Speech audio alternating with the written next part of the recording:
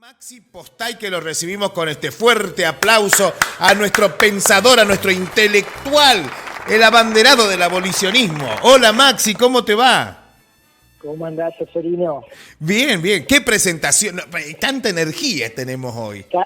Cada vez mejor, cada vez mejor, cada vez más potente. Claro, con mucha potencia. ¿Cómo estás, Maxi? ¿Qué contás de nuevo?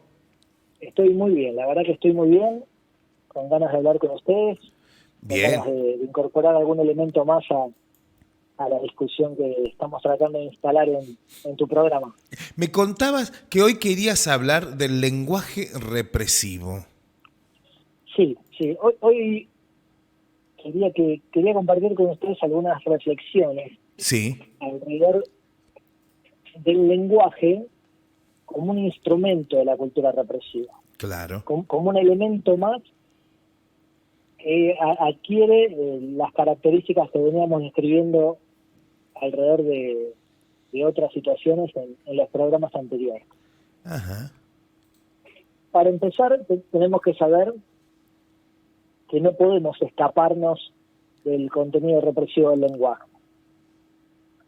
En este mismo momento, vos y yo estamos hablando en castellano. Sí, El castellano es en sí mismo la lengua del conquistador. totalmente. Al pronunciar solamente una palabra, estamos recordando el triunfo del conquistador por sobre los pueblos originarios.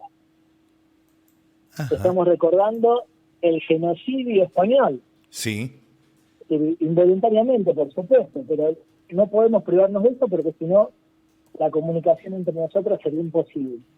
claro.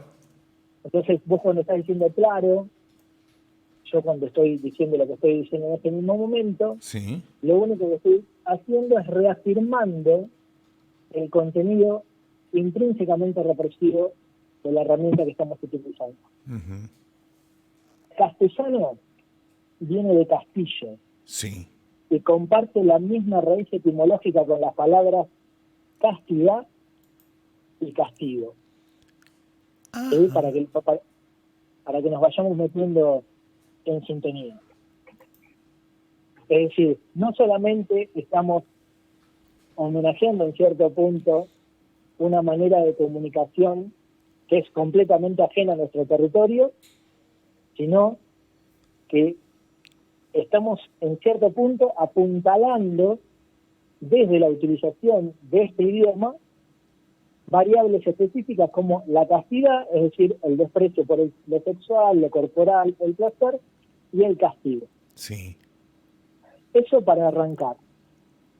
Después,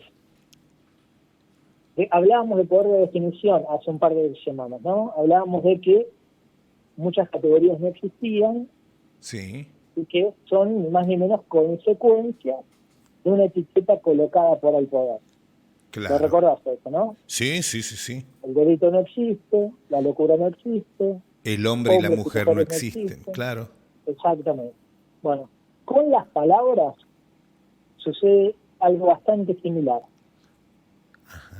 El poder coloca ciertas etiquetas sobre esa combinación de letras que nosotros utilizamos, Sí, le da un determinado significado y ese significado muchas veces tiende a ser tendencioso, tiende a favorecer ciertos intereses, tiende a favorecer ciertos privilegios.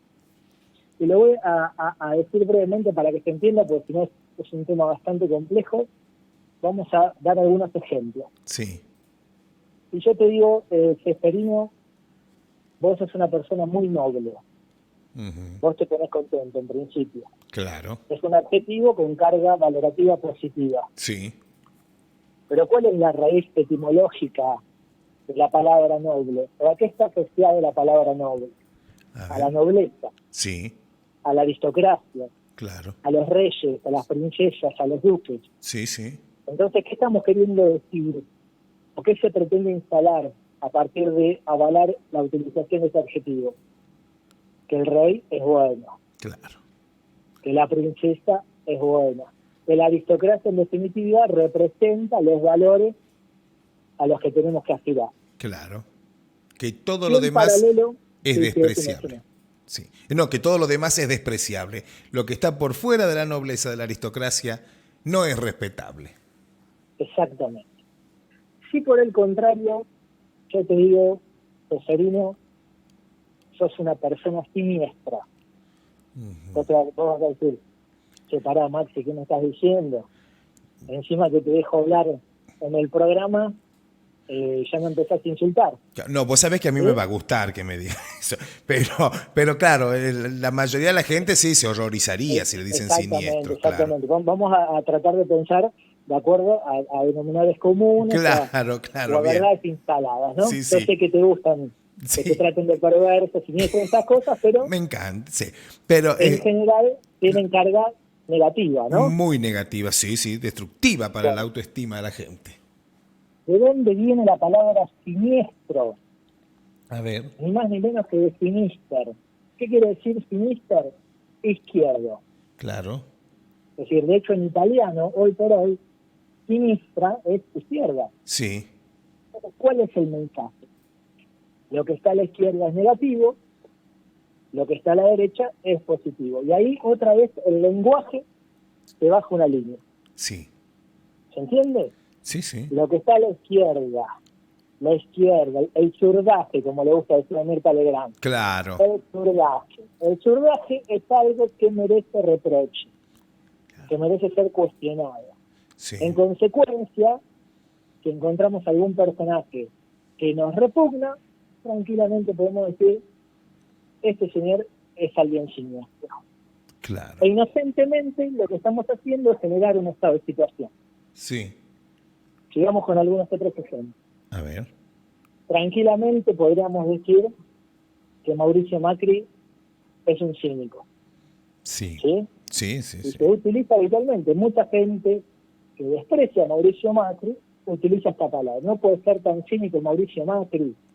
claro, En el debate con Scioli dijo que, bueno, lo que sea. sí. Pero se utiliza el adjetivo cínico. ¿De dónde viene la palabra cínico? ¿De dónde? De el cinismo como categoría filosófica. Cínico, y esto es importante, presten atención, cínico viene de cinos. Cinos es perro en griego. Ajá, Los cínicos eran unos filósofos que vivieron en Grecia hacia el siglo IV antes de Cristo sí, y eran profundamente cuestionadores del statu quo, eran profundamente cuestionadores de la realidad. ajá. Seguramente habrás escuchado hablar de Diógenes. Sí, sí, por supuesto. Diógenes el perro. Bueno, Sí, Diógenes el perro es el representante más importante dentro del cinismo. Y Diógenes el perro no tenía ningún problema en cuestionar a la autoridad. ajá, ¿Quién era la máxima autoridad del momento? Alejandro Magno. sí, Alejandro Magno en un momento se le acerca a Diógenes, le dice, quiero que seas mi asesor. Pedime a cambio lo que quieras. Te puedo hacer rico, te puedo ofrecer las mejores mujeres, te puedo ofrecer incluso un territorio a tu nombre. Pedime lo que quieras. ¿Sabes lo que le responde Diógenes? ¿qué? Correte que me tapas el sol. Ah, Básicamente desprecia sí, al poder, desprecia lo que el poder tiene para ofrecerle y le dice, no me interesa tener ningún tipo de vínculo con vos, yo quiero estar acá tranquilo, desarrollando mi filosofía, mi manera de pensar desde mi propia experiencia, desde mi propia corporalidad, sin necesitar transar con el poder. claro, Entonces, hoy por hoy, utilizamos una palabra para definir algo que nos desagrada, que en definitiva tiene condimentos bastante interesantes. claro, claro. Estamos en presencia de una filosofía que se atreve a cuestionar el statu quo, Sí, los convencionalismos sociales. Por ejemplo, Hiparquía de Maronea, contemporánea a Diógenes, sí, fue la primera filósofa mujer sí, y fue una cínica, es decir, pertenecía a esta corriente de pensamiento. Ella estaba casada o en pareja, podríamos decirlo, con Crates, otro filósofo cínico, Y ellos, para molestar, para controvertir y para generar cierto escándalo en el ámbito de la sociedad ateniense, tenían sexo en público. Ajá. Tenían sexo en el medio del ágora. ¿Sí? ¿Se entiende? Qué divino, sí. ¿Qué pasaba cuando Diógenes estaba dando un discurso y, por ejemplo, tenía ganas de ir al baño? Él, lejos de entender el acto de hacer caca, el acto de cagar, como se dice vulgarmente, como un tabú, Sí. se levantaba el tribonium, es decir, el atuendo característico de las personas de la época, Sí. se iba a un costado, hacía sus necesidades y retomaba su clase como si nada. Ajá. Sí, estamos hablando de personajes muy interesantes Sí. que controvirtieron absolutamente todos los valores dominantes de una época en la que convivían con Aristóteles, Platón, es decir, todos los filósofos que hoy conocemos, pero que claramente no se atrevían a cuestionar con el poder, a cuestionar el poder. Claro. ¿Se entiende? Claro, claro. Los Y en primeros paralelo, subversivos. sí, decime. Los primeros subversivos. Los primeros subversivos, o por lo menos unos de los primeros que se atrevieron a cuestionar el orden establecido. Claro. Hoy los diccionarios distorsionan todo esto que te estoy contando y hablan del cinismo como una categoría peyorativa. Claro. Y eso es muy interesante que lo visualicen. Otro ejemplo. Si yo te digo, sos un sofista, Seferino, Sí. probablemente también te ofendas. Y generalmente asociamos esta palabra con la charlatanería. Sí. Como sinónimo de charlatán, decimos, vos sos un sofista. Claro. Bueno, los sofistas eran otros filósofos, otros pensadores, también contemporáneos a los cínicos, que básicamente decían que el hombre, el ser humano, es el principio y el fin de todas las cosas. ¿Sí? Mirá qué interesante. El hombre es el principio y el fin de todas las cosas. Es decir, no tenemos que estar pensando en el más allá. No tenemos que pensar en escenarios ideales. Tenemos que pensar en el aquí y ahora, en lo que nos pasa, en lo que sentimos. Bueno, estos personajes que decían algo tan interesante como lo que te acabo de denunciar, hoy por hoy son despreciados a partir de que a esa palabra se le asocia algo despectivo, otra vez. Si yo te digo, Seferino, vos sos un personaje nefasto, Sí. ¿también te vas a ofender? Y es probable. Bueno, ¿sabés qué quiere decir nefasto? A ver. El que carece de fe. Entonces no me ofende. Exactamente. Estas son palabras que claramente desde nuestro pensamiento no son ofensivas, pero lo que yo quiero que visualicen es que la cultura represiva se encargó, ¿sí?, de Sí. asociarlas a algo negativo y lo hace a propósito. Y esto es lo interesante. Sí. Si yo, por ejemplo, te digo hereje, Claro. ¿sabes cuál es el origen etimológico de la palabra hereje? A ver. Airéticos. ¿Sabes qué quiere decir airético? ¿Qué? El que elige. ¿Qué cosa, perdón? El que elige. El que elige, claro. Es decir, elegir, Sí. decidir, se transforma en algo digno de ser controvertido, digno de ser cuestionado.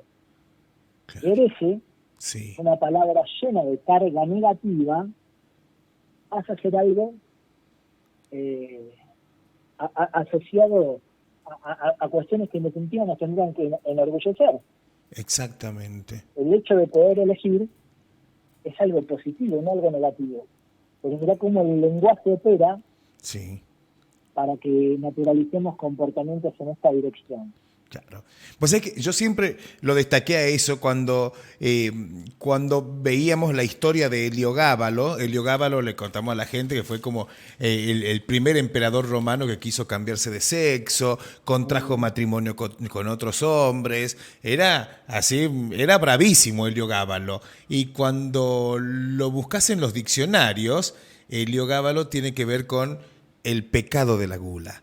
¿Cómo lo transformaron, viste, como con hereje, con la palabra hereje? ¿Viste? Sí, Entonces, sí, sí. Heliogábalo dejó de ser el subversivo que era, el subversivo sexual, que era el tipo que controvertía todas las normas, para pasar a ser simplemente un pecado asociado a la gula o al exceso. Bueno, vos introducís otro elemento, que es toda la cuestión de la carga sexual, la carga pecaminosa.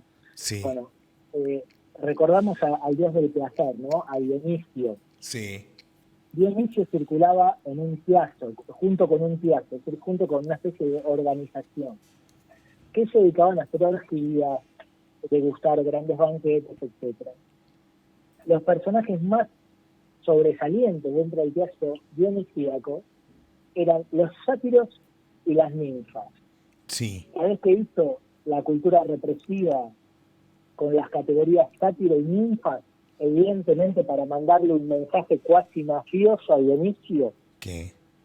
transformar la categoría sátiro y ninfas en enfermedades mentales. Claro, Consecuencia, ahora tenemos la satiriasis y la ninfomanía. claro, Es decir, cuando alguien tiene un deseo sexual excesivo, tiene una enfermedad mental. Y para clasificar esta enfermedad mental, utilizamos referencias a dioses enemigos. ¿Estamos? Sí, sí, sí. Es Y yo, increíble. por ejemplo, te digo alienado. ¿Sí? Alienado es una palabra que populariza tanto Tomás de Aquino en el siglo XIII, otra figura fundamental para entender el proceso de consolidación de la cultura represiva. Claro, Alienado quiere decir ni más ni menos ajeno, otro. sí, Recuerden que la palabra prójimo quiere decir próximo. sí, Entonces tenemos por un lado el próximo, el cercano, el que piensa como yo, y por otro lado tenemos el alienado, el que está por fuera de mi cosmovisión, de mi claro, manera de entender el mundo.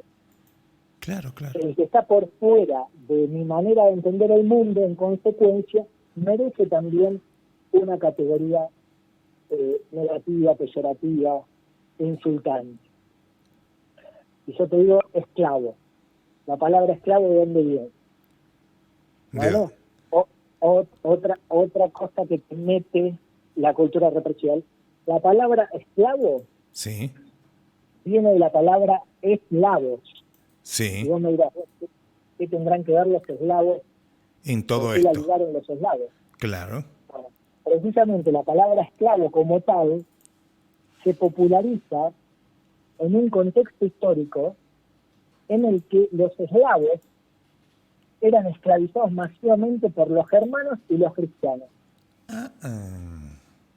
Entonces, para bajar una línea, otra vez, despreciativa, asociamos un pueblo determinado que nos cae mal con una palabra que evidentemente tiene mucho peso.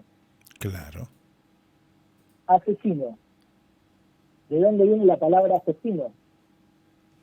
¿De dónde viene la palabra asesino? ¿de dónde? Algo despreciable, cuestionado, etiquetado como uno de los peores delitos que se puedan cometer. Bueno, la palabra asesino viene de una secta islámica del siglo XIII Sí, que se llamaban los nizaríes y también eran conocidos como los assassins.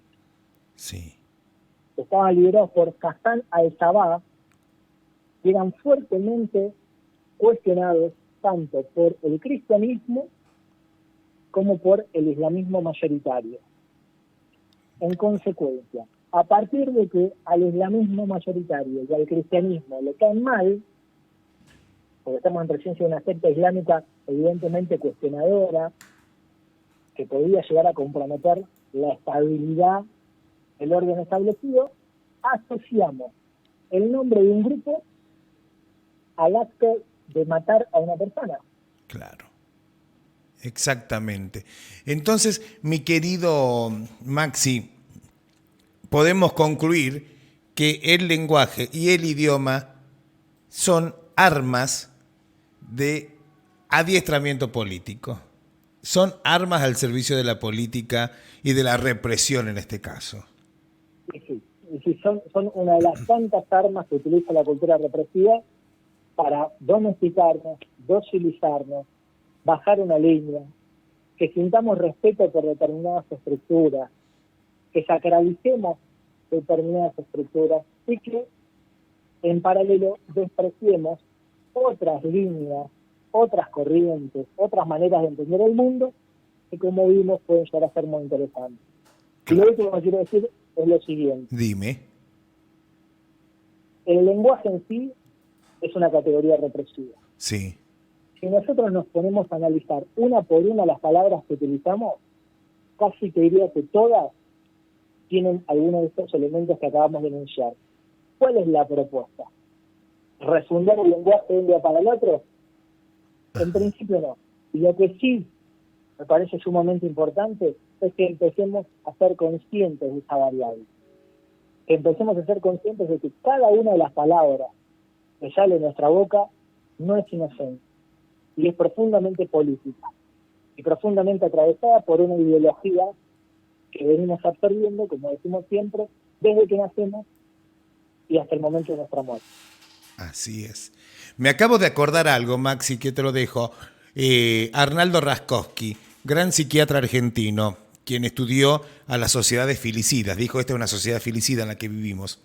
Él decía que cada vez que decíamos viva el padre, o viva la patria, cada vez que decíamos viva la patria, estábamos diciendo muera el hijo. Porque cuando decimos viva la patria, queremos decir viva el pater. Y cuando decimos viva el pater, estamos diciendo muera el hijo, en definitiva. Y ahí empezábamos a crear una sociedad filicida. Exactamente.